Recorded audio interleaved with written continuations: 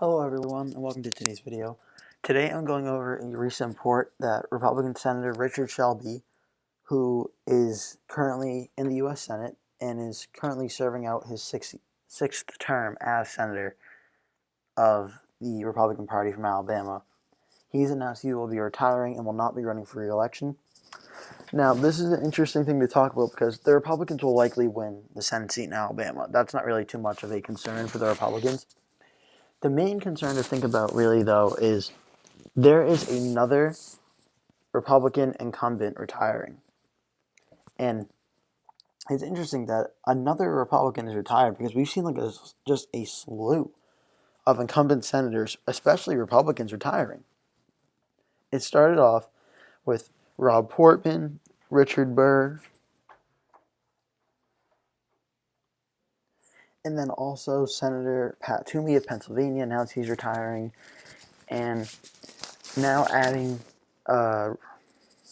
Shelby to the list is kind of an interesting turn of events for Republicans. Now, and generally retirements aren't good because that means the party's probably going to have to spend more time and more money and emphasis on these races, and instead they could be spending the money on going on the attack in certain states that might need to defend them in other states. Alabama won't be too much of an issue, but Richard Shelby, who's important to note, was first elected as a Democrat, actually. He was first elected as a Democrat, and then Richard Shelby switched parties to Republican. So Richard Shelby will not be running for his seventh term, and there are other senators who might retire as well. Ron Johnson of Wisconsin might be one. Patrick Leahy of Vermont could be one. I think it's Chuck Grassley of Iowa could also be another one. So we could see a lot of turnover in the Senate this year and in 2022. But now the question is, Richard Shelby has been in the Senate for a very long time. Actually, his former colleague, Democrat, just mentioned Patrick Leahy, had some very kind words to say about him, saying they've been friends for a very long time. They both joined the Senate in, I think, 1986, so they've had a working relationship since then.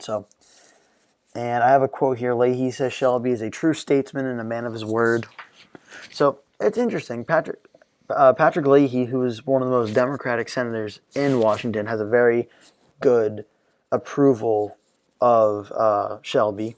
So the question is now, Richard Shelby will not be running for re-election. Who will be the Republicans to step up and try to run for the seat? Well, first things first is that Tommy Tuberville will become the senior senator in Alabama, technically. One could be Representative Mo Brooks, who ran in the 2017 special election.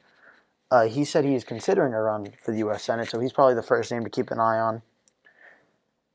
Looking at this article, they also mention Katie Boyd Britt, who's the former chief of staff to Shelby, who leads a business lobby in the state. She could be a potential candidate. Secretary of State John Merrill, who dropped out of the 2020 race, could be a candidate. Interesting, he also has the same name as a hockey player. His name is John Merrill.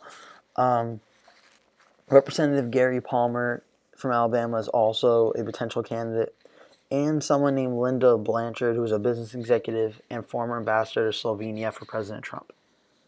So there are some potential candidates there as well. Another name to keep an eye on, which no one's really talking about too much, is Jeff Sessions. I honestly could see Jeff Sessions making a last-second return and just deciding he wants to run for the Senate seat.